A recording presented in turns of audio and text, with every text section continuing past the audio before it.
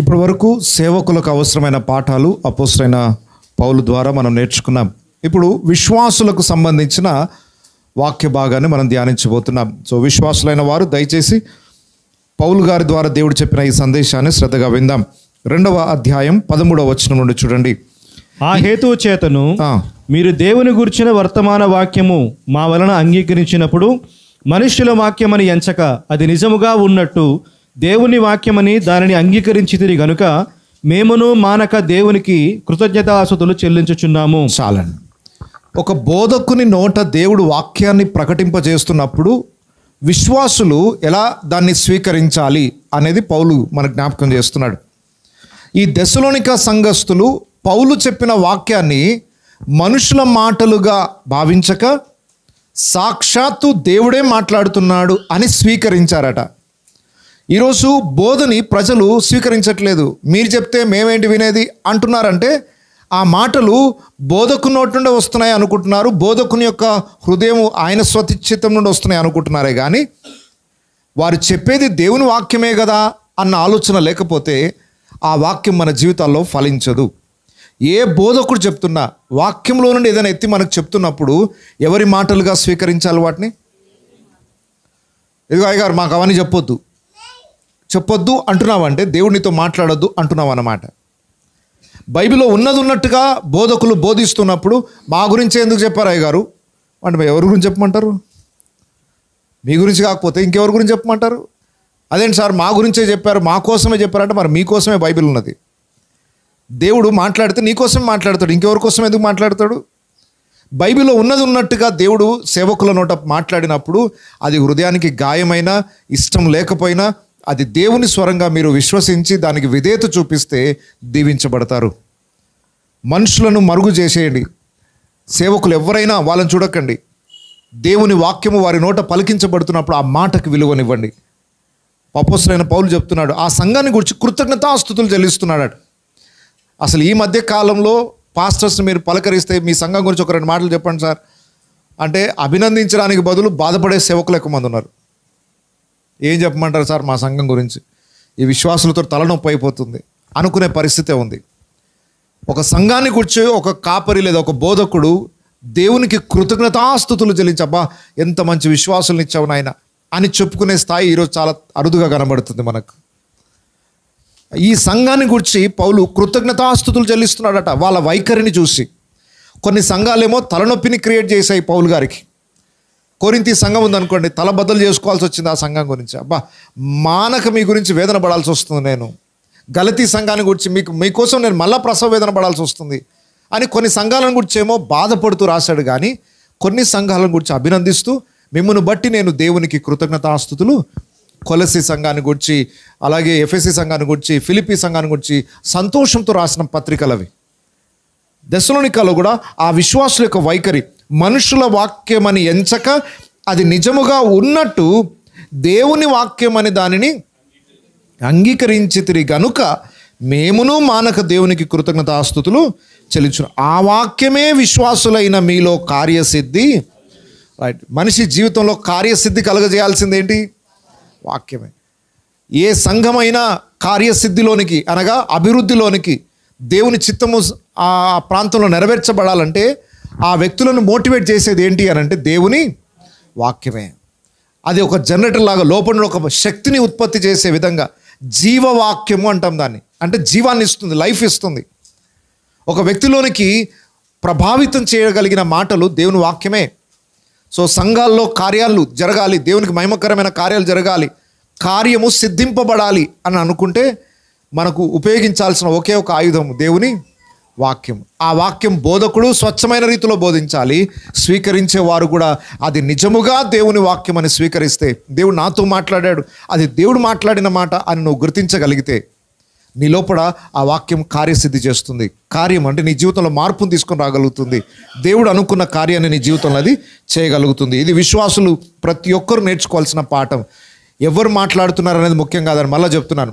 కొన్నిసార్లు గొప్ప అభిషిక్తులైన వ్యక్తి సేవకులు మాట్లాడవచ్చు, కొన్నిసార్లు కొత్తగా సేవలోకి వచ్చిన వ్యక్తి అయినా మాట్లాడవచ్చు. ఎవరు మాట్లాడుతున్నా వారు దేవుని వాక్యాన్ని మనకు చెప్తున్నప్పుడు దాన్ని ఉన్నట్టుగా స్వీకరించగలిగి దానికి లోబడితే ఆ వాక్యమంలో ఫలిస్తుంది. 14వ వచనం అవును సహోదరులారా, ఆ, మీరు యూదయలో క్రీస్తు యేసునందున్న దేవుని సంఘములను పోలి నడుచుకున్న వారైతిరి. ఇది ఎంత గొప్ప సాక్ష్యం ఒకసారి చూడండి. ఈ సంఘాన్ని ఏ సంఘంతో పోలుస్తున్నాడు? యూదయలోనున్న సంఘం అంటే ఏంటో తెలుసా? అసలు ఫస్ట్ సెంచరీ క్రిస్టియన్స్ వారి తమ స్థిరాస్తులన్నిటిని ఆమె అపోస్తల పాదములు చెందబెట్టి దేవుని కొరకు ప్రాణాలు త్యాగం చేసిన విశ్వాసులను చూసారా? వాళ్ళతో పోలుస్తున్నాడు వీళ్ళని. ఇప్పుడే పుట్టిన సంఘం అండి ఇది. 3 వారాల్లో సువార్త విని రక్షింపబడిన సంఘము. ఈ సంఘము ఎవరిలో అంత స్థాయికి ఎదిగిందట? మిమ్మల్ని వాళ్ళలాగా అనిపిస్తుంది నాకు మిమ్మల్ని చూస్తుంటే. ఎప్పుడో ప్రభువుని తెలుసుకొని దేవుని కళ్ళారా చూసిన వాళ్ళు యేసు ప్రభు వారి మధ్యలో సంచరించినప్పుడు చూసిన మొదటి తరం విశ్వాసులు వాళ్ళ స్థాయికి ఎదిగిపోయారు. వీళ్ళంటే ఎంత గనులో ఊహించండి. ఇక 100 ఏళ్ల నుండి దేవుని ఎరిగిన వారి కంటే కొత్తగా రక్షింపబడ్డ వాళ్ళు ఈరోజు చాలా అభివృద్ధి పదంలోకి వెళ్తున్నారు. తెస్సలోనిక సంఘము అప్పుడే పుట్టిన చిన్న శిశువు క్షణాలలో యూదయలోనున్న విశ్వాసుల స్థాయికి ఎదిగిపోయింది. ఎంత ఫాస్ట్గా అంటే విశ్వాసులో ఇప్పుడు ఎంత స్పందన ఉందో చూడండి. దేవుని వాక్యానికి లోబడేవాడు ఆటోమేటిక్గా ఎదుగుతాడు. అంతకు మునుపు ఎంత పండితులున్నా ఆ స్థాయికి వెళ్ళిపోతారు. మీరు దేవుని వాక్యానికి లోబడుకుంటూ వెళ్ళిపోతే. ఈ సంఘము యూదయలో ఉన్న సంఘంతో పోలుస్తున్నాడు. మళ్ళా చూడండి ఆ మాట, మీరు యూదయలో క్రీస్తు యేసునందున్న దేవుని సంఘములను పోలి నడుచుకొని వారైతిరి. ఆ స్టాండర్డ్స్లో నడుస్తున్నారు మీరు, అంత హై స్పిరిచువల్ లెవెల్స్లో ఉన్నారు మీరు అని మెచ్చుకుంటున్నాడు వారిని. వారు యూదుల వలన అనుభవించినట్టు శ్రమలే మీరును మీ సొంత దేశస్థుల వలన అనుభవించితిరి. ఆ యూదులు తమ పాపములను ఎల్లప్పుడూ సంపూర్తి చేయుటకై ప్రభువైన యేసును ప్రవక్తలను చంపి మమ్మను హింసించి అన్యజనులు రక్షణ పొందుటకై వారితో మేము మాట్లాడకుండా మమ్మను ఆటంకపరచుచు దేవునికి ఇష్టలు కానివారును మనుష్యులకందరికీ విరోధులనై ఉన్నారు. దేవుని ఉగ్రత తుదముట్ట వారి మీదకి వచ్చింది. చాలు. యూదయలో ఒక సమస్య ఎదురైంది. క్రైస్తవుల మీద యూదులు ఏం చేశారు? కక్ష కట్టి స్టెఫెను చంపేశారు. అక్కడున్న మిగతా వారిని కూడా హింసించారు. యూదయలో వారు తమ సొంత ప్రజల చేత శ్రమలు ఎదుర్కొన్నట్టే మీరు మీ సొంత ప్రజల చేత శ్రమ ఎదుర్కొంటు. మీ ఊరు ప్రజలు మిమ్మల్ని హింసిస్తున్నారు, చంపుతున్నారు. అయినా విశ్వాసాన్ని యూదయలో వాళ్ళు ఎలా కాపాడుకున్నారో మీ దేశంలో శ్రమలు వచ్చినప్పుడు మీరు కూడా అలాగే కాపాడుకున్నారు. వాళ్ళ స్టాండర్డ్స్లో మరణం వరకు మీరు నమ్మకంగా జీవించగలిగారు. అయితే ఎవరైతే సంఘాన్ని హింసిస్తున్నారో దేవుని ఉగ్రత మాత్రం వారికి సిద్ధంగా ఉంది. ఇప్పటికే వారి మీదకి దేవుని ఉగ్రత వచ్చింది అంటున్నాడు. అదే మాట కదా లాస్ట్ లైన్లో, దేవుని ఉగ్రత తుదముట్ట వారి మీదికి వచ్చాను. ఆల్రెడీ స్టార్ట్ అయిపోయింది ఉగ్రత అప్పటికే. సో ఎవరైతే దేవుని సంఘాన్ని పాడు చేస్తారో మీరేం చింతించాల్సిన అవసరం లేదండి. మరొకసారి వినండి. యెరూషలేములో ఉన్న సంఘాలను హింసించడానికి యూదులు చాలా శ్రమ పెట్టారు.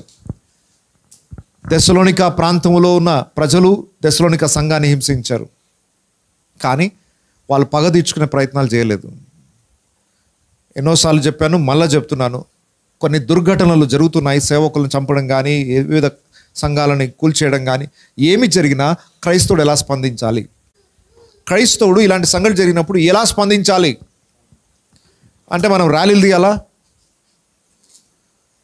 మాకు న్యాయం జరగాలి అని కేకలేయాలా? సో ఈ మధ్య కాలంలో వచ్చే ట్రెండ్ ఏంటంటే, సార్ మనం పోలీస్ స్టేషన్లోకి వెళ్తే కేసులు తీసుకోవట్లేదు, మనకు న్యాయం జరగట్లేదు, ఈ రాజకీయ నాయకులు కేసుని తప్పుతో పట్టిస్తున్నారు, కాబట్టి ఏం చేద్దాం మనం కూడా ఒక పార్టీని, అంటే మనకు రాజకీయ అధికారం ఉంటే తప్ప ఏం చేయలేము, కాబట్టి పార్టీ స్టార్ట్ చేసేసి క్రైస్తవుల ఓటు బ్యాంకుని పెంచుకుందాం, మనమేంటో మన తడాకేంటో పెద్ద పెద్ద ర్యాలీలు తీసి జులుసు తీసి మనం ఎలక్షన్లో మన ఓటు హక్కుతో చూపిద్దాం, ఒక క్రైస్తవ నాయకుని నిలబెడదాం అని ప్రణాళికలు వేసుకుంటా ఉన్నారు ఈ మధ్య. ఇది ఫలిస్తుంది అనుకుంటున్నారా? ఇన్ని ఓట్లేసి మీరు ఒక నాయకుని సీఎం తయారు చేస్తారా? చేయగలరా? మరి ఏం చేస్తారు మీరు? అంటే దేవుడు ఆ పద్ధతిలో పోరాడమన్నాడా మనల్ని? పగ తీర్చుకొనుట నా పని. యూదయలో ఎవరెవరు సంఘాన్ని హింసించారో వాళ్ళని తాట తీస్తూనే ఉన్నాడు అక్కడ. వారికి దేవుని ఉగ్రత వారి మీదికి వచ్చెను. ఆల్రెడీ బాధను అనుభవిస్తూనే ఉన్నారు అక్కడ. దేవుని సంఘాన్ని పాడు చేయు వాడిని దేవుడు ఏం చేస్తానన్నాడు? ఆ పని ఆయన చూసుకుంటాడు. నీకెందుకు? అక్కడ ఆ స్థలాన్ని విడిచిపెట్టి వెళ్ళిపోవాల్సిందే. మీడియా చుట్టూ తిరగాల్సిన అవసరం లేదు. పాస్టర్లు చేస్తున్న పెద్ద పొరపాటు, మీడియాకి ముందుకు వెళ్ళిపోయి ప్రతి ఒక్కడికి ఇంటర్వ్యూ ఇచ్చేసి మేము పోరాడతాం. ఏం పోరాడతారు మీరు? ఎట్లా పోరాడమన్నాడు దేవుడు? దేవుడు పోరాడమన్న పద్ధతి ఏంటి? మీరు కోర్టుల చుట్టూ, పోలీస్ స్టేషన్ చుట్టూ తిరగమన్నాడా? పోనీ అలా తిరిగితే ఏమన్నా న్యాయం అయితే చెప్పండి, అందరం కలిసి చేద్దాం అదే పని. 2000 సంవత్సరాల నుండి క్రైస్తవ సమాజం శ్రమలను ఎదుర్కొంటుంది. ఇప్పుడు అసలు ఈ శ్రమలే కాదు, ఇప్పుడు మొదటి శతాబ్దం నుండి క్రైస్తవులు అనుభవించిన శ్రమలతో పోల్చుకుంటే అసలు ఈ శ్రమ అనే పేరు కూడా పెట్టద్దు దానికి. నథింగ్, ఎక్కడో అక్కడొకటి కనబడుతున్నాయి మనకంతే. ఆనాడు మొదటి శతాబ్దం ప్రతి విశ్వాసి శ్రమల గుండా వెళ్ళాడు, ప్రతి విశ్వాసి హింసింపబడ్డాడు. ఎక్కడ బ్రతికినా భయపడుకుంటూ బ్రతకాల్సి వచ్చేది. అయినా విశ్వాసములు కాపాడుకున్నారు. వాళ్ళు ఏమీ భౌతికమైన పోరాటము చేయలేదు. ప్రతి చోట దేవునికి ఛాన్స్ ఇచ్చేశారు. అయ్యా, పగ తీర్చుకుంటా నీ పని, సేవ చేయటం మా పని. మనం అందరం చేయాల్సింది ఏంటి అంటే దేవుని సేవ చేసుకుంటూ వెళ్ళిపోవాలి. ఏది జరగాల్సింది, దేవుడు ఎవరెవరిని ఎలా సరి చేయాలో తయారు చేస్తే వారిని పౌల్లాగా తయారు చేస్తాడో, లేకపోతే తీసుకెళ్ళి తాట తీస్తాడో మనకు తెలియదు. ఏమైనా చేసుకుంటాడు, ఆయన ఇష్టం. క్రైస్తవులముగా లోకస్తులు పోరాడినట్టుగా పోరాడకండి. పౌలు అంటున్నాడు, యూదయలో వాళ్ళు శ్రమ పెట్టిన వాళ్ళు ఉన్నారు. వారు యేసును ప్రవక్తలను చంపి వాళ్ళు చేసిన పనులు ఏంటో చూడండి. 15వ వచనం మళ్ళీ చూడండి.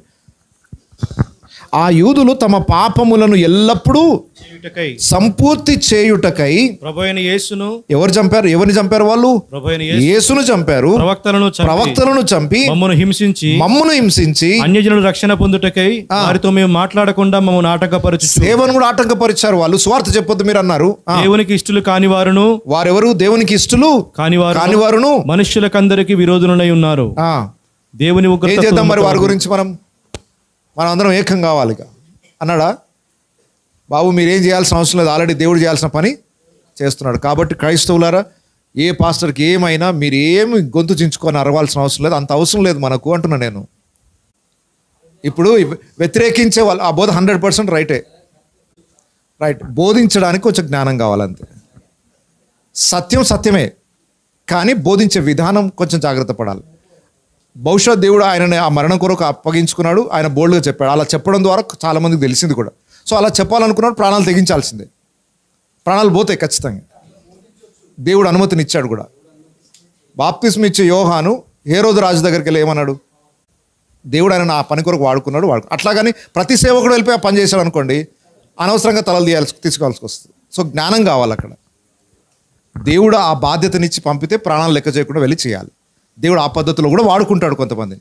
నేను చెప్తున్నాను కదా, అవి 100% సత్యమైన బోధనే, 100%. అయితే ఆయన బ్రతుకున్నప్పుడు చెప్పిన దానికన్నా చనిపోయిన తర్వాత ఎక్కువ మంది ఆయన ప్రసంగాలు విన్నారు. మొత్తానికి అయితే సత్యం అయితే వెళ్ళింది కదా. కనీసం 10%, 10% ప్రజలకైనా ఆలోచన రాదా? అరే ఈయన చెప్పిన దాంట్లో కొంచెం వాస్తవం ఉంది అన్న ఆలోచన రాదా? చాలు, ఆయన పరిచయం అయిపోయింది. ఆయన చేసింది కరెక్ట్ అయినప్పుడు నేను చేసింది ఎందుకు తప్పు అని అనుకోకండి. దేవుడు జ్ఞానాన్ని ఇచ్చాడు, ఆత్మ నడిపింపునిచ్చాడు. పరిశుద్ధాత్మ నడిపింపు లేకుండా ఆవేశాలతో చేసేది కాదు. ఓకే, ఆ సబ్జెక్ట్ కరెక్టే, కానీ సమయోచితంగా మాట్లాడడం కావాలి. ఒకటి, సబ్జెక్ట్ ఉన్నట్టు చెప్పవచ్చు, కానీ కొన్ని అక్కడక్కడ జరిగిన పొరపాట్లు ఏంటంటే ఇతర దేవుళ్ళను దేవతలను మనం కించపరుచున్నట్టుగా మాట్లాడకుండా ఉన్నట్టు చదివి ఇట్లా ఉందండి అని చెప్తే సరిపోతుంది. కొంచెం వ్యంగ్యంగా మాట్లాడడం తప్పు. ఎందుకంటే బైబిల్లో రాయబడింది. పౌలు గురించి ఎఫెసు పట్టణంలో వాళ్ళు చెప్పిన సాక్ష్యం ఏంటంటే, వీరు మన గుడి దోచిన వారు కాదు, మన దేవతలను దూషించిన వారు కాదు. దూషించడం మన పని కాదు. కాకపోతే ఇలా ఉంది అని చెప్పడం వరకు ఏం చేయదు. ఆ పని అంబేద్కర్ దగ్గర నుండి చేసుకుంటూ వస్తున్నారు. ఎవరేమన్నది ఆయన? హిందూ మతంలో చిక్కుముడులని అంబేద్కర్ రాసిన వాల్యూమ్ 4 బుక్, ఇప్పటికి అది కొన్ని ప్లేసెస్లో, అంటే ఇప్పుడు పబ్లిషింగ్లో లేదు కానీ నా దగ్గర ఉండే ఆ బుక్ అది.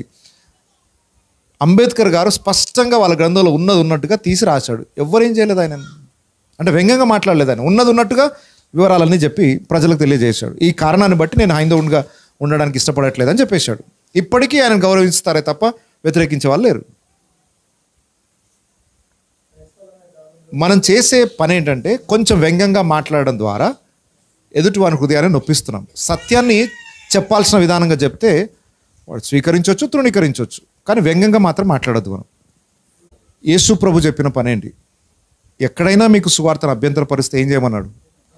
మాకు హక్కులు ఉన్నాయని పోరాడమన్నాడా? మీ పాదాల దులిపేసి మీకు ఒక మాట చెప్తున్నానండి. యేసు ప్రభు గలిలయ సముద్రం దాటి దెక్కపోలి అనే ప్రాంతానికి వెళ్ళాడు. అక్కడికి వెళ్తే దురాత్మ చేత పీడింపబడుతున్న ఇద్దరు వ్యక్తులు సమాధుల దగ్గర తిరుగుతూ ఉన్నారు. ఎవరు వాళ్ళని పట్టుకుంటే వాళ్ళని కొడుతూ ఉన్నారు, బట్టలు లేకుండా తిరుగుతూ ఉన్నారు. యేసుప్రభు ఆ ఊరికి వెళ్ళగానే దురాత్మలు మాట్లాడాయి. ఏమన్నాయి? అప్పుడే ఎందుకు వచ్చావు నాయనా, మాకు ఇంకా టైం కాలేదు, అప్పుడే పంపిస్తావు మమ్మల్ని పాతాళానికి, మరి ఏం చేయమంటావనంటే మమ్మల్ని పందుల్లోనికి. సో దురాత్మలు ఎక్కడికి వెళ్ళిపోయాయి? పందులోకి వెళ్ళిపోయి. వాళ్ళు మంచిగా అయిపోయారు, బట్టలు దొడుక్కున్నారు. ఊర్లో అందరూ వచ్చి చూశారు, అరే పిచ్చోళ్ళలాగా ఉండే వాళ్ళు ఇప్పుడు ఎంత బాగా అయిపోయారు, మంచిగా అయిపోయారు అని సంతోషించారు.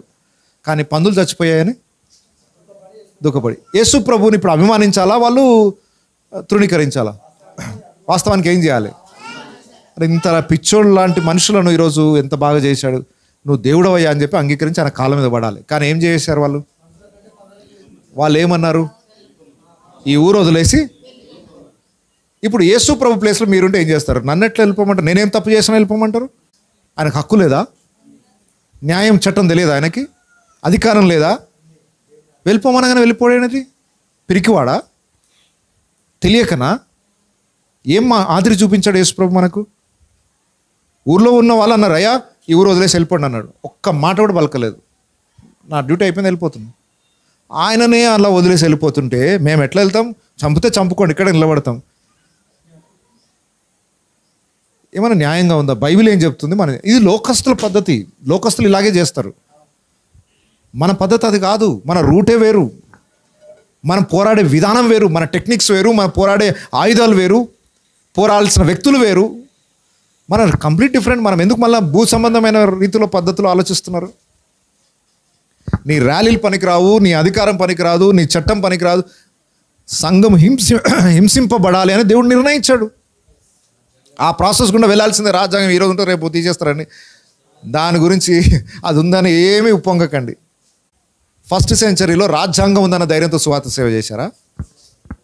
ఏముంది ఇది వారికి ధైర్యం? న్యాయం జరుగుతుంది చట్టం ప్రకారం కాబట్టి మనం చేద్దాం అని పోరాడారా? ప్రాణాలు లెక్క చేయకుండా సేవ చేశారు. సేవ జరిగింది, జరుగుతుంది. యేసు రాకడ వరకు సేవ జరుగుతుంది. ఎవరు ఆపలేరు దాన్ని. ఏ ప్రభుత్వం ఆపలేదు. ఎంతమంది చంపుతారు? అందరినీ చంపలేరు కూడా, అందరినీ చంపలేరు. ఎందుకు? ఒక సంఖ్య ఉంది, ఆ సంఖ్య వరకు మాత్రమే చచ్చిపోతారు. ఆ సంఖ్యలో మన పేరు ఉంటే మాత్రమే మనం పోతాం. ఏం భయపడకండి. నేను అనుకుంటున్నా ఇక్కడున్న వాళ్ళ పేర్లు ఉండవు అనుకుంటున్నా, ఎందుకంటే అంత స్థాయికి ఇంకెవరు రాలేదు కాబట్టి.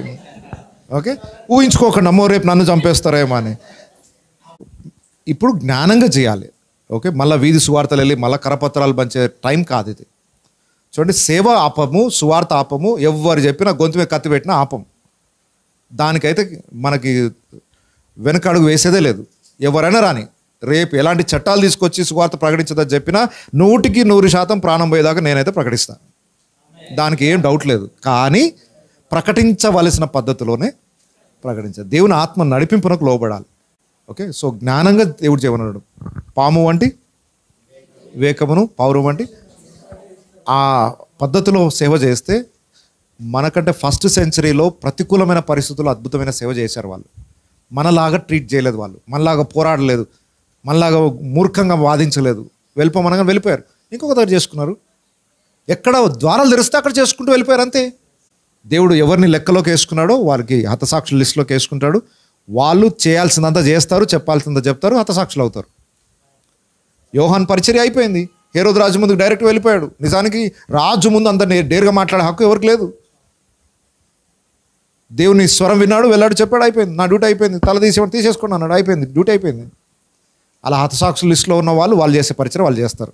వాళ్ళని చూసి మీరు పులిని చూసి నక్కవాత పెట్టుకున్నట్టు ఆయన అంత రోషంగా మాట్లాడి నేను కూడా వీడియో లైవ్ తీసేసి నేను కూడా ఇష్టం వచ్చినట్టు మాట్లాడుతా అంటే కుదరదు.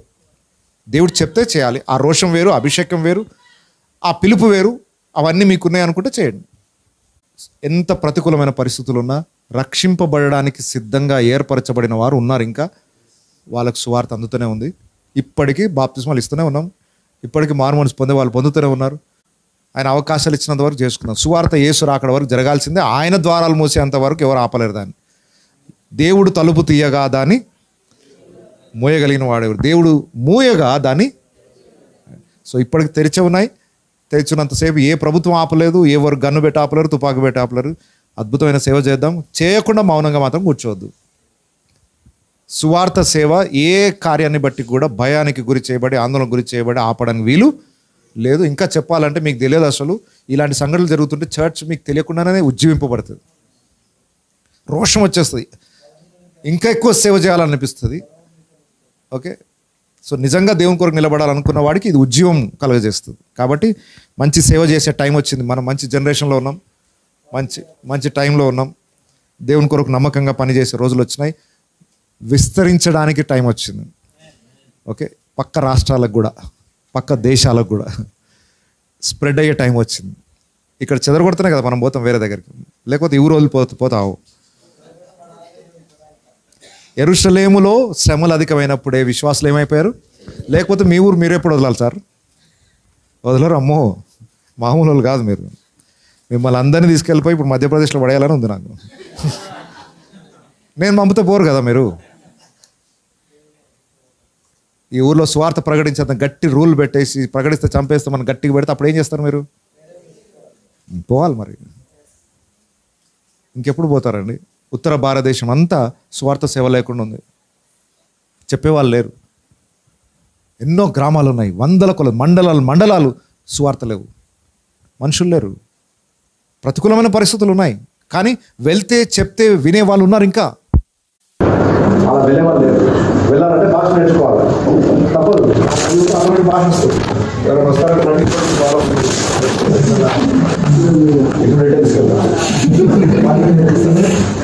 భాష 4 నెలలు 3 నెలల్లో భాష వచ్చేస్తుంది. మీరు సిద్ధంగా ఉన్నారని చెప్పండి, తీసుకెళ్ళి అయ్యా అక్కడ ఉంటే వాళ్ళే నేర్పిస్తారు. ఇక్కడ వచ్చేది ఉండదు. సేవ చేయాలని ఆశ, సువార్తను విని విశ్వసించడానికి పద్ధతి సిద్ధంగా ఉన్న ప్లేస్కి తీసుకెళ్తాను. ఊర్లు ఉన్నాయండి, అక్కడ ఉండి సేవ చేయాలనుకుంటే ఊర్లు సిద్ధంగా ఉన్నాయి. అయ్యా మాకు స్టేట్ ప్రాంతం చేయండి, మాకు చెప్పండి, సువార్త చెప్పండి. తిరిగి అలసిపోయాను నేను. ఎవరి పంపాలో అర్థం కావట్లేదు. భాష అక్కడ ఉండి నేర్చుకొని, భాష నేర్చుకొని వాళ్ళతో ఉండి వాళ్ళకి సువార్త చేయాలి. ప్రజలు రెడీగా ఉన్నారు. ఇంత ప్రతికూలమైన పరిస్థితుల్లో కూడా వీళ్ళతో కొట్లాడుకుంటూ ఎందుకు కూర్చోాలండి? ఆహ్వానించే వాళ్ళ దగ్గరికి వెళ్ళండి. వీళ్ళు వినట్లేదు. వినడం దగ్గరికి ఎందుకు? ఫలించిన చెట్టు నరికివేయబడి అతిశయ దాని స్థలం వేసి 1 సంవత్సరం టైం ఇచ్చారు, తీసేయండి, ఇంకో దగ్గరికి వెళ్ళిపోండి. చచ్చేదాకా ఇక్కడనే ఉంటాం సార్ మేము. దేవుడు చెప్పిన పద్ధతిలో సేవ జరగకపోతే ఫలించదు. ఒక దగ్గర స్తంభంలా కట్టుకోకండి, విస్తరించండి. మీ విజన్ ఎప్పుడు వరల్డ్ విజన్ ఉండాలి. దేవుడు నాకు అదే ఫస్ట్ నుండి జ్ఞాపకం చేస్తున్నాడు. మనం ఎప్పుడు చిన్న విజన్ పెట్టు, చిన్న బుర్ర. మన దేవుడు బిడ్డలంగా దేవుడు ఇచ్చిన దర్శనం మనకు చాలా పెద్దది. మన అందరి మినిస్ట్రీ ఇంటర్నేషనల్ మినిస్ట్రీలే, ఇంటర్నేషనల్ మినిస్ట్రీలే. కాకపోతే ఇంటర్నేషనల్ లెవెల్ ఆలోచించట్లేదు మనం. సూర్యపేట దాటి బయటికి వెళ్ళే ప్రసక్తే లేదు. నేను చెప్తున్నా, మీ దేవుడు బాగా బలమైన దేవుడు ఎక్కడెక్కడో మిమ్మల్ని వాడుకుంటాడు. వాక్యం నేర్చుకోండి, బలంగా నేర్చుకోండి, వాడకూడదు. దేవుడు మిమ్మల్ని గుర్తిస్తారు. ఎక్కడో ఒక దగ్గర దేవుడు మిమ్మల్ని అవసరం, ఎక్కడ హృదయాలు సిద్ధంగా ఉన్నాయో అక్కడ దేవుడు పంపుతాడు. ఖచ్చితంగా అక్కడ ఆ స్థాయి సంపాదించుకోండి. దేవుడు మిమ్మల్ని, మీ టీంని కూడా వాడుకుంటాడు. సో పరిచర్య కొరకు పరిస్థితుల ద్వారా తెలిసి ఉన్నాయి. ఎవరైనా పరిచర్యను వ్యతిరేకించే వాళ్ళు ఉంటారు, ఆటంకపరిచే వాళ్ళు ఉంటారు. వాళ్ళ గురించి మనం టెన్షన్ తీసుకోవాల్సిన అవసరం లేదు. టైం వేస్ట్ చేసుకోవద్దు. ఎంతమంది పాస్టర్లు పరిచర్య పక్కన పెట్టి కోర్టు కేసులు చుట్టూ తిరుగుతున్నారు. ఎవరు పెట్టుకున్నారు ఈ పని? ఎవరు చెప్తున్నారు ఈ పని? ఆయన భార్యనే చెప్తున్నాయా ఇవన్నీ వదిలేసి మీ సేవ చేసుకోండి అని చెప్పినారు. ఇంకా అర్థమించి ఏం కావాలి మీకు? నాకున్న జ్ఞానంను బట్టి మీరు ఏం టెన్షన్ తీసుకోకండి, మీ సేవను ఆపకండి, మీరు సేవను కొనసాగించండి, దేవుడు చూసుకుంటాడు లేదని వదిలేసింది. మీకు ఎందుకు ఆ బాధ? మరి దేవుడు అప్పగించాడు. ఇప్పుడు దేవుడు అనుమతి లేకుండా ఒక తలగడుకు కూడా రాలేదు. వాళ్ళు ఎన్ని ప్లాన్లు వేసుకున్నా ఎవరు అనుమతి ఇచ్చారు? ఇప్పుడు దేవుడు అనుమతి ఇచ్చినాక నువ్వు నేను ఆడుకోవడానికి ఆపుతున్నాం. ఒక సేవకుని ముట్టుకోవాలంటే దేవుడు కంచెదిస్తే తప్ప సేవ సాతాను నుంచి ముట్టుకోలేడు. నీకు ఇంకేం ఎవరు సపోర్ట్ కావాలి నీకు? దేవుడు అనుమతి ఇచ్చినాక ఎవరు వచ్చి కాపాడతారు నేను? అనవసరమైన టెన్షన్ పెట్టుకోకండి, సేవలో ముందుకు సాగిపోండి. టైం లేదు, వాళ్ళ సంగతి దేవుడు చూసుకుంటాడు. పౌలు చాలా స్పష్టంగా చెప్తున్నాడు, స్వార్థను ఆటంకపరిచే వాళ్ళు ఉన్నారు, అయితే దేవుడు వారి మీద ఉగ్రత కురిపిస్తాడు. లాస్ట్గా 17వ వచనం 20వ వచనం. సహోదరులారా, మేము శరీరమును బట్టి కొద్ది కాలం మిమ్మల్ని ఎడబాసి ఉన్నను, మనస్సును బట్టి మీ దగ్గర ఉండి మిగుల అపేక్షతో మీ ముఖము చూడవలనని మరి ఎక్కువగా ప్రయత్నము చేసేది. కాబట్టి మేము మీ యొద్దకు రావాలని ఉంటిమి. పౌలును నేను పలుమారు రావాలని ఉంటిని, కానీ సాతాను మమ్మను అభ్యంతరపరిచెను. ఇక్కడ పౌలు వారి మీద ఉన్న ప్రేమ అభ్యంతరపరుస్తున్నారు. ఎంత అటాచ్మెంట్ అయిపోయింది వాళ్ళకి చూడండి. చాలా తక్కువ టైంలో సేవకుడు సంఘం ఎంత అటాచ్మెంట్ పెరిగిపోయింది. ఒకప్పుడు ఉండేది సేవకుడికి విశ్వాసులకు మధ్య ఆ ప్రేమ అనుకుంటారు, ఈ మధ్య తగ్గిపోయారు. ఈ మధ్య చర్చ్ అంటే ఏదో ప్రోగ్రామ్ కావాలండి, ఆయనకి మనకి ఏం సంబంధం లేదు. సో సేవకులకు విశ్వాసులకు మధ్య పెద్ద గ్యాప్ ఏర్పడుతుంది. కానీ పౌలు ఆ విశ్వాసుల పట్ల ఎంతో ప్రేమ కలిగి మిమ్మల్ని చూడాలని చాలా ఆశగా ఉంది. మేము శరీరమును బట్టి కొద్ది కాలం మిమ్మల్ని ఎడబాసి ఉన్నను, మనసును బట్టి మీ దగ్గర ఉండి మిగుల అపేక్షతో మీ ముఖము చూడవలనని మరి ఎక్కువగా ప్రయత్నము మీ దగ్గర రావాలని చాలా ట్రై చేశాం. కానీ ఏం జరిగిందట? మేము మీ యొద్దకు రావాలని ఉంటిమి, పౌలను నేను పలుమార్లు రావాలని ఉంటిని. ఒక్కసారి కాదు, 2 సార్లు కాదు. ఏమైందట మరి?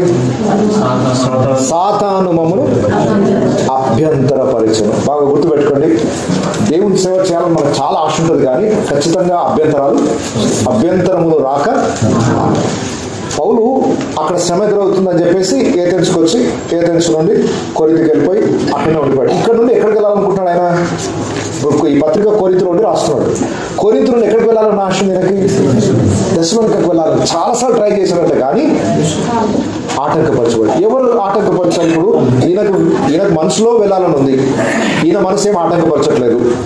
కొన్ని సందర్భాల్లో పౌలు సేవ చేస్తున్నప్పుడు దేవుడే ఆటంకపరిచాడు. 2వ సువార్త యాత్ర వెళ్తున్నప్పుడు ఆసియాకు వెళ్ళాలని మేము అనుకునే ఉండగా దేవుని ఆత్మ మమ్మను ఆటంకపరిచాడు. ఎన్నో వెళ్ళదు మీరు అన్నాడు. అక్కడ నుండి మళ్ళీ బితునియాకు వెళ్దామని రూట్ మార్చి వెళ్దాం అనుకునేసరికి దేవుని ఆత్మ మమ్మల్ని అక్కడికి వెళ్ళకూడదని ఆటంకపరిచాడు. అంటే ఎన్నో సందర్భాల్లో దేవుడు ఆటంకపరిచాడు. కొన్ని సందర్భాల్లో మనకిష్టం లేక వెళ్ళము. కానీ ఇక్కడ పౌలుకి ఇష్టమే, దేవుని చిత్తమే, కానీ ఆటంకపరిచి వస్తున్నారు. ఎవరు ఆటంకపరిచేది? అంటే కొన్ని ఆటంకాలు ఎక్కడికి వస్తాయి? సాతానులు వస్తాయి. చాలాసార్లు పౌలు ట్రై చేశాడు, కానీ అక్కడికి వెళ్ళలేకపోయాను అంటారు. కాబట్టి విశ్వాసులారా మీరేం చేయాలి? ఇప్పుడు వాళ్ళకి ఎందుకు చెప్తున్నాడు? నేను మీ దగ్గర రావాలని చాలాసార్లు ట్రై చేశాను, కానీ అభ్యంతరాలు ఎదురయ్యాయి. చాలాసార్లు సేవకుడు అనుకుని చేయలేడు. దేవుని చిత్తమే చేయాలని సేవకుడు రెడీ, కానీ పరిస్థితులు అనుకూలించవు. సేవకులను అర్థం చేసుకోవాలి. దయచేసి గమనించండి. మా అయ్యగారు అసలు రావట్లేదు మా దగ్గరికి అని ఫీల్ అయిపోతూ ఉంటారు. అయ్యగారికి మనసు లేక రావట్లేదా, అవకాశం లేక రావట్లేదా, ఆ మాత్రం గుర్తించారు కొంతమంది. కొన్ని సందర్భాల్లో మా సంఘంలో కూడా ఇబ్బందులు ఎదురవుతాయి. ఎవరైనా అనారోగ్యం ఉన్నప్పుడు సడన్గా వెళ్తారు, అరే పరామర్శించేసి వద్దామని వెళ్తారు. కొంతమంది అనారోగ్యం ఉన్నారు, వాళ్ళు పరామర్శించడానికి వెళ్ళడానికి ఛాన్సే దొరకదు. అగ్గో వాళ్ళ ఇంటికి వెళ్ళాడు, కానీ అయ్యగారు నేను బాగాలేనప్పుడు మా ఇంటికి మాత్రం రాలేదు. ఏ కారణాన్ని బట్టి రాలేదు? రావద్దు అనుకొని రాలేదా? ఆయన కానీ మనసులో మేమంటే ద్వేషం ఉండి రాలేదా, లేదా అవకాశం లేక రాలేదా? ఆ మాత్రం అర్థం చేసుకోరు. ఏ కారణాన్ని బట్టి ఆటంకపరచబడ్డాడు? సాతాను కొన్నిసార్లు ఆటంకపరుస్తాడు. ఆ భేదాలు కలుగజేయడానికో, వారి మధ్య వారికి ప్రేమను చలార్చడానికో, ఏదో ఒక విధంగా విశ్వాసులను సేవకులను కలవకుండా సాతాను అభ్యంతరపరుస్తాడు. కాబట్టి విశ్వాసం చాలా జాగ్రత్తగా ఉండండి. అలాంటి ఛాన్స్ ఇవ్వకండి. ఏ అభ్యంతరం ఉన్నా ఆ సేవకుడు మా పట్ల భారం కలిగి ఉన్నాడు, మేము ఆ సేవకుని కొరకు ప్రార్థన చేస్తాం. అయితే ఈ ఆటంకాలు తొలగించబడాలంటే విశ్వాసం చేయాల్సిన పని ఉంది. అపవాది చేత కలిగే ఈ ఆటంకాలని దేవుడు విరగొట్టులాగున విశ్వాసులు ఏం చేయాలంటే సేవకుల కొరకు ఎన్నోసార్లు చెప్పాడు. ఇది నేను కూడా ఎన్నోసార్లు మీకు చెప్పాను, మళ్ళీ ఒకసారి జ్ఞాపకం చేస్తున్నాను. 2వ దశలోనిక పత్రికలో కూడా మనం ధ్యానం చేస్తాం. తర్వాత 3వ అధ్యాయం మొదటి 2 వచనాలు చూడండి. తెలుగు సహోదరులారా, మీలో జరుగుతున్న ప్రకారము ప్రభు వాక్యము శీఘ్రముగా వ్యాపించి మహిమపరచబడు నిమిత్తమును, మేము మూర్ఖులైన దుష్ట మనుషుల చేతుల నుండి తప్పింపబడు నిమిత్తమును మా కొరకు ప్రార్థించండి. మా కొరకు ర్యాలీ తీయండి అన్నారా?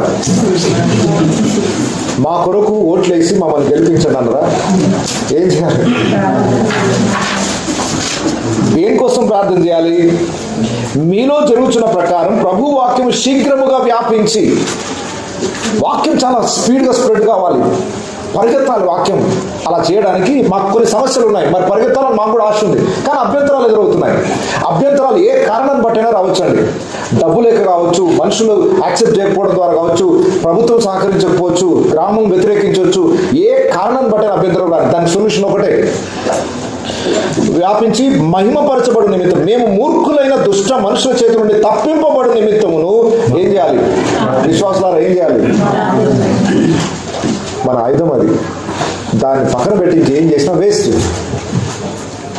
అది మన పద్ధతి కాదు. మీరు ప్రార్థన చేయండి చాలు. నిజంగా మీకైతే ఏంటి, వాళ్ళకైతే ఉన్నది కదా, మీకైతే, మాకైనా మీకైనా ఎవరికైనా అందరం కలిసి చేయాల్సిందే. దేవుడు చేయమన్నది చేద్దాం. ఏం చేద్దాం మరి? ఇప్పుడు వాక్యం ప్రకారం వెళ్తే మరి మనుషులు సంతోషపెట్టలేము. దేవుడు ఏం చెప్పాడో అది చేద్దాం. మనుషులను సంతోషపెట్టడానికి చేస్తే నీ సేవనే కాదు. మరి వెళ్ళకపోతే ఫీల్ అవుతారు సార్. దేవుడు అంటే వెళ్తే ఫీల్ అవుతారు. మరి ఎవరిని నమ్ముకొని వెళ్తున్నారు నువ్వు? నీ చట్టం నీకు మేలు చేస్తాను వెళ్తున్నావా?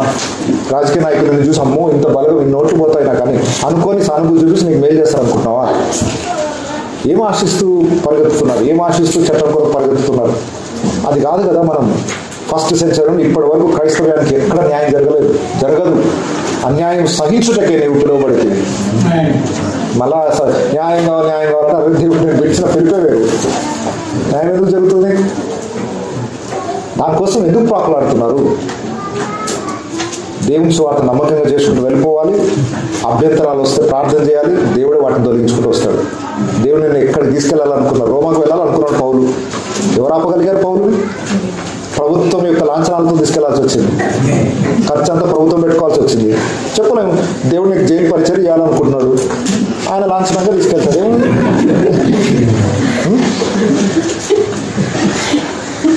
దేవుడు నేను వాడుకోవాలనుకుంటే ఎక్కడికైనా తీసుకెళ్తాడు. కాబట్టి ప్రార్థన అనేది ప్రతి అభ్యంతరాలను ఏం చేస్తుంది? తొలగిస్తుంది. అందుకొరకే పౌలు అన్నాడు, మా కొరకు ప్రార్థన మూర్ఖులైన దుష్ట మనుషుల చేతుల నుండి తప్పింపు. అంటే ప్రతి సేవకుని చుట్టూ మూర్ఖులైన దుష్ట మనుషులు ఉంటారు. కాబట్టి వాళ్ళ కోసం సంఘం అంతా ఏం చేయాలి? సో సేవకుని విమర్శించే వాళ్ళు ఎక్కువైపోయారు, కానీ సేవకుని కొరకు ప్రార్థించే వాళ్ళు తగ్గిపోయారు. ఈరోజు మీరు చూస్తుంటే ప్రతి సేవకుని గురించి ఎప్పుడైనా విశ్వాసులు మాట్లాడుతుంటే వినండి, ఆ సేవకుడు ఇలా, ఈ సేవకుడు ప్రతి దగ్గర నెగిటివ్గా మాట్లాడుకుంటారు. కానీ సరే ఆ సేవకుడు అట్లా మనం ఆ సేవకుని కొరకు ప్రార్థన చేద్దాం పదండి అని అనుకునే రోజులు వచ్చిన ఉన్నాయా?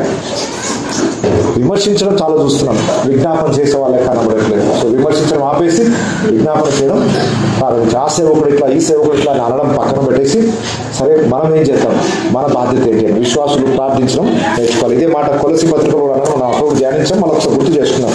కొలసి పత్రిక 4వ అధ్యాయం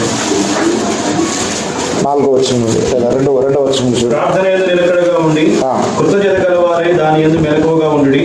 మరియు నేను బంధకములలో ఉంచబడుటకు కారణమైన క్రీస్తు మర్మమును గూర్చి నేను బోధింపవలసిన విధముగానే ఆ బోధింపవలసిన విధముగా, అంటే బోధ కరెక్టే, కానీ కరెక్ట్ అయినంత మాత్రాన ఇష్టం వచ్చినట్టు బోధ చేయదు. బోధింపవలసిన విధానం అది నేర్చుకోండి. బోధింపవలసిన విధానముగానే బోధించుటకు ఆ మర్మమును వెల్లడిపరచునట్లు వాక్యము చెప్పుటకు అనుకూలమైన సమయము ఏం కావాలి మనకు? కొంచెం టైమింగ్స్ ఇంపార్టెంట్. ఇక నాకు వాక్యం తెలుసు, నాకు వెళ్ళిపోయి రోడ్డు మీద ప్రకటించేస్తే ఆగండి. దేవుడు ఒక టైం ఇస్తాడు నీకు. మనుషుల హృదయాన్ని సిద్ధపరిచి నువ్వు వెళ్ళి ప్రకటించమని చెప్తాడు. ఆ టైం కోసం వెయిట్ చేయాలి మనం. దేవుడు సమయమును అనుకూల సమయము దేవుడు దయచేయాలని మా కొరకు ప్రార్థించండి. ఏం చేయాలి? పర్మిషన్ తీసుకొని వచ్చి చేద్దామా? పర్మిషన్ ఎందుకు ఇస్తారు మీకు? ఇప్పటి నుండి మీటింగ్స్ కూడా పర్మిషన్ ఇవ్వరు. ఇప్పటి నుండి నువ్వు స్వార్థ చేస్తా అంటే ఎవరు ఇస్తారు? నీకు పర్మిషన్ ఇవ్వరు. మరి ఏం చేయాలి? మరి అంటే వ్యక్తిగత సువార్తకి ప్రాముఖ్యత ఉంది ఇప్పుడు. మీటింగ్స్ కన్నా, కరపత్రాల కన్నా, వీధి సువార్తల కన్నా వ్యక్తిగత సువార్తకి ఇంకా ద్వారాలు తెరవబడి ఉన్నాయి. దేవుడు ఆ వ్యక్తి హృదయాన్ని సిద్ధపరిచి వాక్యం చెప్పడానికి అనుకూలమైన సమయం దేవుడు ఇచ్చినట్లుగా ప్రార్థన చేస్తే దేవుడు నీ దగ్గరికి ఎవరికైతే సువార్త ప్రకటించవలసి ఉంటే వారిని నిన్ను కలుసుకున్నట్టు చేస్తాడు. యేసు ప్రభు సమరయ స్త్రీని కలిసినట్టుగా కరెక్ట్గా రైట్ టైమింగ్స్. ఆమె నీళ్ళ కోసం రావడం, యేసు ప్రభు అప్పుడే బావి దగ్గర ఉండడం, ఎంత టైమింగ్ చూశారు. దేవుడు నీ ద్వారా ఒక స్వార్థ సేవ జరిగించాలనుకుంటే టైమింగ్స్ చాలా ఇంపార్టెంట్. ఇప్పుడు పౌలు శీలను జైలుకి తీసుకెళ్ళాడు, ఎందుకంటే జైలు రెడీగా ఉన్నాడు అక్కడ. నన్ను తీసుకెళ్ళాను ఆయన జైలుకి అని అంటే దేవుడు తెలుసు, టైమింగ్ తెలుసు ఆయనకి. ఈ టైంలో ఈయన రావాలి, ఈ టైంలో ఈ జైలర్ ఉండాలి, అప్పుడు ఈ ఫ్యామిలీ రక్షణ పడుతుంది. టైమింగ్స్ని దేవుడు కలపాలి. అనుకోరు దేవుడి చిత్త ప్రకారం మనం వెళ్తూ ఉంటే, ప్రార్థన ద్వారా దేవుడు పరిస్థితులను అనుకూలపరుస్తుంటే సేవ ముందుకు సాగుతూ ఉంటుంది. ఇప్పుడు సంఘం చేయాల్సిన పని ఏంటి? చూడండి, వాక్యాన్ని బోధకుడు చెప్తుంటే మనిషి మాటగా స్వీకరించకూడదు. ఎవరి మాటలాగా స్వీకరించాలి? ఇది ఈయన చెప్పే బోధ కాదు, ఇది ఎవరిది అని స్వీకరిస్తే మీ జీవితాలు బాగుపడతాయి. రెండవది, సేవకుని కొరకు ఏం చేయాలి? ప్రార్థన చేయాలి. హింసించే వారి కొరకు ఏం చేద్దాం? వాళ్ళ కోసం మనమేం ర్యాలీలు చేయాల్సిన అవసరం, కోర్టు చుట్టూ, పోలీస్ స్టేషన్ చుట్టూ తిరగాల్సిన అవసరం లేదు. దేవుడు చూసుకుంటాడు అని వారికి జ్ఞాపకం చేస్తున్నారు. ప్లస్ సంఘం ఏ స్థాయికి ఎదగాలట? ఆల్రెడీ సీనియర్స్ ఉన్న స్థాయికి మనం యూదయలో సంఘం ఉన్నట్టుగా మీరు కూడా ఉన్నారు. సో ఇప్పుడు కొత్తగా రక్షింపడ్డ వాళ్ళైన వాక్యం అంగీకరిస్తున్న కొద్ది మీరు ఎదుగుతూ ఉండాలి. లాస్ట్ గా పౌలు తమ కోసం ప్రార్థన చేయమని, అంటే అభ్యంతరాలు ఉన్నాయి వాటి కోసం ప్రార్థన చేయమని లాస్ట్ గా 19-20 వచనాలు చూడండి. మా నిరీక్షణ అయినను ఆనందమైనను అతిశయ కిరీటమైనను ఏది? మన ప్రభు అయిన యేసు యొక్క రాకడ సమయమున ఆయన ఎదుట మీరే కదా, నిశ్చయముగా మీరే మా మహిమయు ఆనందమునై ఉన్నారు. పౌలు గారు ఆయనకున్న ఆస్తి అంతా ఏంటి చెప్పండి? మీరే కదా, మా అతిశయం మీరే కదా. రేపు పరలోక రాజ్యంలో న్యాయపీఠం మీద నిలబడ్డప్పుడు అందరూ ప్రతి ఒక్కరు ఆనందించదగిన గొప్ప విషయం ఏంటో తెలుసా? మీ ద్వారా రక్షింపబడిన వాళ్ళు అక్కడ నిలబడ్డారు అనుకోండి, మీరు ఆస్తిపరులు. బలా మంచి నమ్మకమైన దాసుగా ఎంతమందిని ప్రభువులో నడిపించారు, వెల్ డన్ మై సన్ అని కోటాను కోట్ల దూతలు ఎదుట నేను అప్రిషియేట్ చేస్తూ నేను షేక్ హ్యాండ్ ఇస్తుంటే ఎంత ఘనత వస్తుందో తెలుసా? సో అపోస్తలుడు పౌలు అంటున్నాడు, మా అతిశయము, మా ఆనందము, మా కిరీటం అంతా మీరే. సో విశ్వాసుల యొక్క భక్తి జీవితమే సేవకునికి ఆనందాన్ని ఇచ్చేది. కాబట్టి సేవకుడు విశ్వాసుల కొరకు ప్రాణం పెట్టాల్సిన పరిస్థితి ఉంటుంది, విశ్వాసులు సేవకుని కొరకు కూడా ప్రాణం పెట్టాల్సిన సమయం అవసరమవుతుంది. సో విశ్వాసులు సేవకులు కలిస్తే అద్భుతమైన సేవ జరుగుతుంది. సో ఈ సెకండ్ చాప్టర్ అంతా విశ్వాసులు సేవకులు కలిసి దేవుని మార్గంలో నడవాల్సిన బాధ్యత ఉంది. ఈ సేవకుల లోపాలు సేవకులు సరి చేసుకోవాలి, విశ్వాసుల లోపాలు. సో అందరం కలిసి దేవుని దృష్టిలో అందరం ఏకమే. బాధ్యతలో తేడాలు ఉన్నాయి కానీ భక్తి జీవితంలో మాత్రం అందరము సమానులమే. కాబట్టి అందరం కలిసి దేవుని సేవలో దేవుని పద్ధతిలో ముందుకు సాగిపోదాం. సో సెకండ్ చాప్టర్ సేవకులారా మళ్ళీ ఇంటికి వెళ్ళి ఒకసారి చదవండి. మీ లైఫ్తో సమానంగా అనిపించిన ఏమైనా పోలికలు ఉన్నాయా? ఎస్ పౌల్లాగా నేను కూడా ఉన్నాను, ఎస్ నా సాక్ష్యమే అది అని చెప్పుకోదగిన ఏమైనా ఉంటే ఓకే, సంతోషం. ఓకే విశ్వాసులారా, ఎస్ ఏది దశలోనిక సంఘం లాగా మా జీవితాలు ఉన్నాయి. వాక్యం మేము అలాగే రిసీవ్ చేసుకుంటాం, మా భక్తిని అలాగే కాపాడుకున్నాం, శ్రమంలో కూడా ప్రాణాలు పెట్టడానికి రెడీగా ఉన్నాం. మేము ఇతరుల భక్తి వారికంటే ఏమాత్రం తక్కువ వాడే కాదు. స్వార్థ సేవలు ప్రార్థించే విషయంలో సేవకుల కొరకు మేము పాటుపడుతున్నాం అని చెప్పుకోగలిగితే మీరు తండ్రిలో. ఓకే, సో సెకండ్ చాప్టర్ మళ్ళీ ఇంటికి వెళ్ళాక తిరిగి చదవండి. ఆ జీవితంలో మీకు అన్వయించుకోవాల్సినవి అన్వయించుకోండి. నెక్స్ట్ వీక్ మనం 3వ అధ్యాయం ధ్యానిస్తాం. మళ్ళీ ఒక్కసారి 3వ అధ్యాయం కూడా నెక్స్ట్ మంత్లో దాన్ని చదువుకొని రావాలని కోరుచున్నాం. మంచిది.